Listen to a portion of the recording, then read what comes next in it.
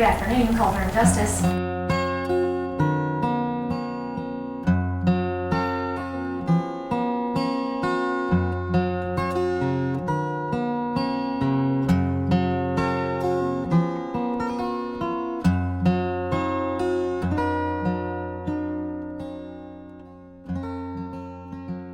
Don used to do campus recruiting, and Don had knee surgery, so Sam was doing campus recruiting.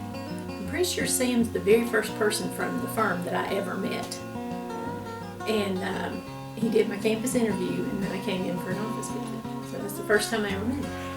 I do remember I was the baby. That's what Sam used to call me, is the baby of the firm. So I was the least experienced, youngest person here.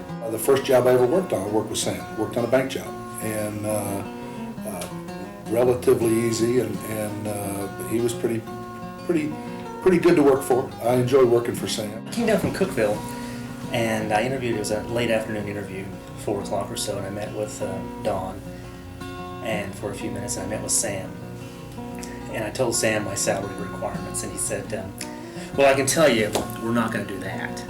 I will say that the first week or so that I was there, it was a little bit unusual because I was off for a week before joining the firm, and in that week's time, I actually broke my nose. And I showed my first day at work, I showed up with 2 black eyes. So not the best of impressions. First day I met Rita, I had 2 black eyes. This is the only job I have had since I graduated from college. I had a couple of retail jobs during college, but this was my first legitimate job, and if you had asked me if I was going to be here 25 years later, I would have bet the farm I would not be here. I just did not expect that I would stay in public accounting for as long as I did. Public accounting is just stressful, deadline driven, you've got to have a lot of accuracy, it's just difficult. But absolutely, without a doubt, the reason I stayed in public accounting was the people that I worked for. And that's Ron and Sam. Hands down. Yeah, I guess when I first came, you had Darby, which was Darby, and then Walter was kind of like a figurehead of the office, and Sam and I kind of had a good connection early on because he was a Blount County boy like me, so we had a lot of things in common, knew a lot of the same people, and so from that standpoint, I guess we hit it off early on, and I kind of always looked at him as a mentor because of that, and he helped me early in my career if I had questions and different things. His door was always open, and I could go in and talk to him. But one of the first things that stands out so vividly is in July of 1987, it might have been the first week of August. I'm in Bristol, Tennessee, working on a hospital audit, and in those days we were in a conference room, and there were 4 or 5 of us, and we had one phone. And the phone rang one morning, and the senior Clay Thrass walked over and answered it, and he turned around and he said, "Mike, it's Sam for you." And I thought, Sam? Why is Sam calling me?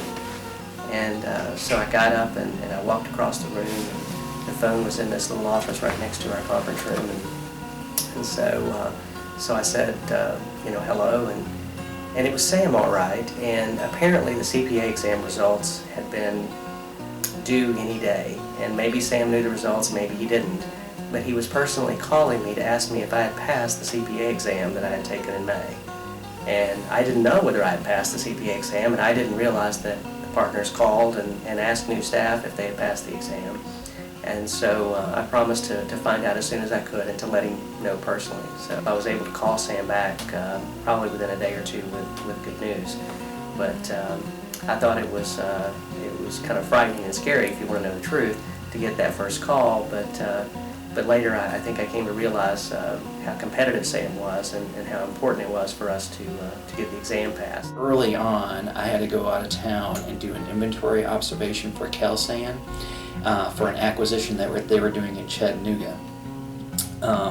We went there, and then during the inventory just went terrible.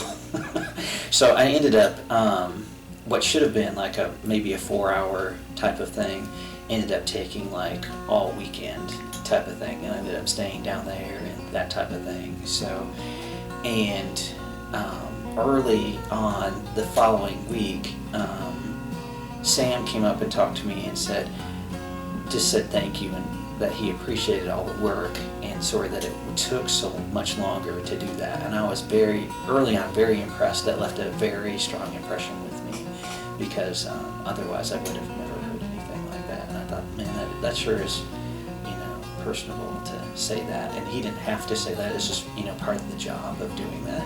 But it was so nice to be appreciated for the work. I remember about being with Sam, one thing in particular was the help that he gave me on deferred taxes. That was always a real challenging area, and he was so patient with me, never acted like, I probably asked him the same question 10 times, and it was like every time I asked, it was like the first time. I'd never really worked much in inventory before, and I kind of had gone off on the wrong path. But he allowed me to save face. He was always very gentle in how he would teach you and instruct you. And even if you really, really just messed up, he would correct you in a way where you didn't feel like you were just absolutely stupid. At the airport, and the plane had left early, and so we missed the flight, and so we had the opportunity to drive all the way to Atlanta, which is a good 3-hour plus ride. And all the way down, we talked about what might be discussed with them, what they might say, how they might present things to us, whether we were right that they were going to ask us to buy the practice. And we got down there, and the next thing I knew, I was in the regional managing partner's office, and I had never been in there before. We started the conversation, and he indicated that the firm was changing after the merger with Young, and that they were looking at bigger offices. And the lawsuits never came up, but we just talked about how they wanted to exit the market, and they wanted us to buy it. They could sell it to somebody else, but they wanted us to buy it. And I distinctly remember Sam's comment, because he looked at the managing partner and he said, "What makes you think if it's not good enough for you, that it's good enough for me?" We came all the way home in the car talking about whether that was something we were going to do.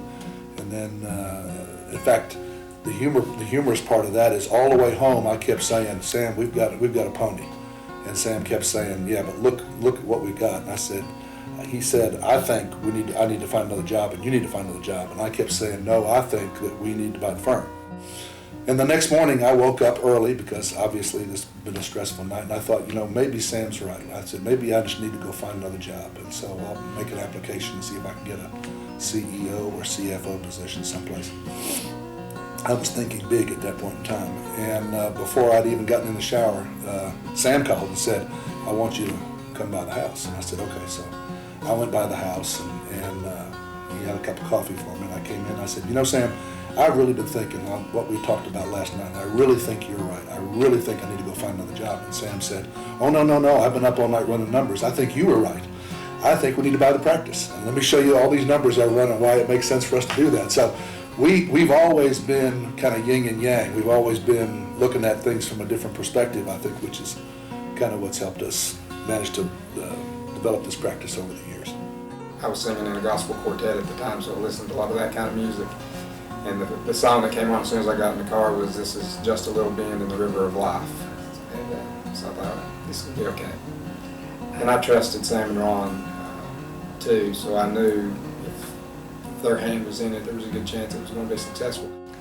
As I look back on it now, as unsettling as it was, and just it's traumatic when they say they're closing the office, it was still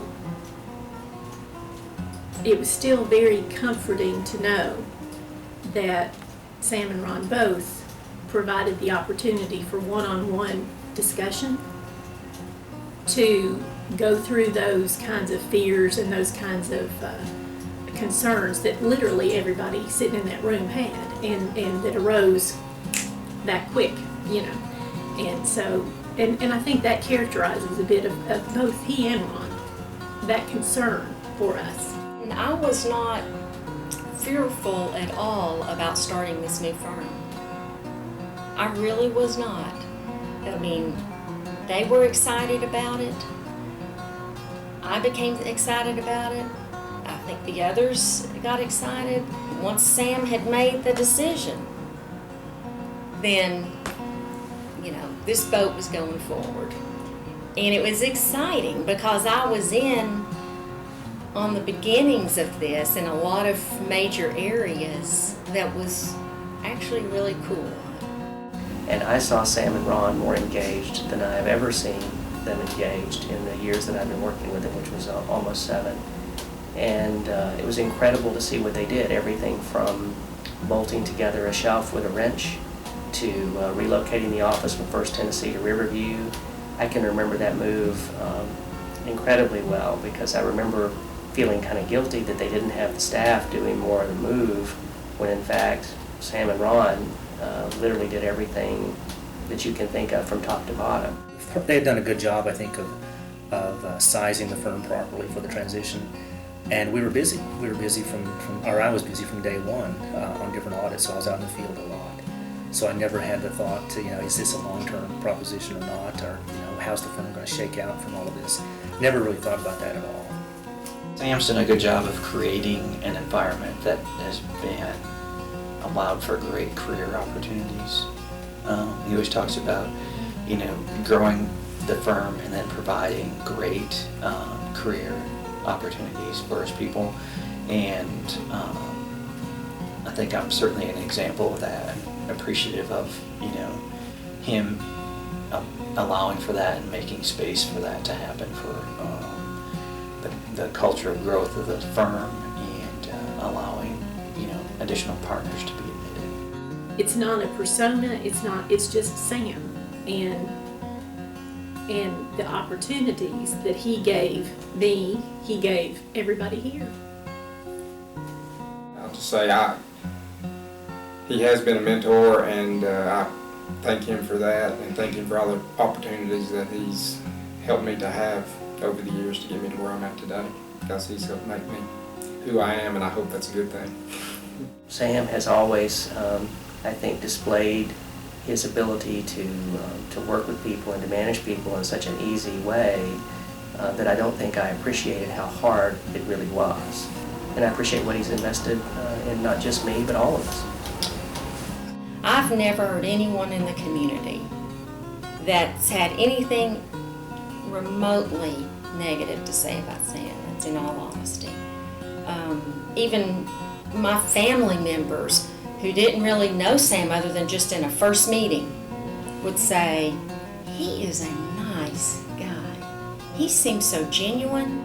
I mean, I've told several people in my life that Sam Coulter is one of those people that is up there. I mean, I admire him so much. He's just like a real common person, but he's so accomplished and he just doesn't boast at all. I mean, I never thought when I joined Ernst that I would ever be starting a local firm.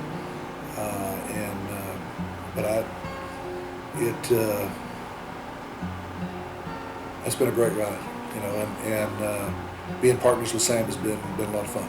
And I can't imagine picking somebody else to be a partner with that has all the good qualities that Sam has, that would allow me to do what I wanted to do and never be afraid.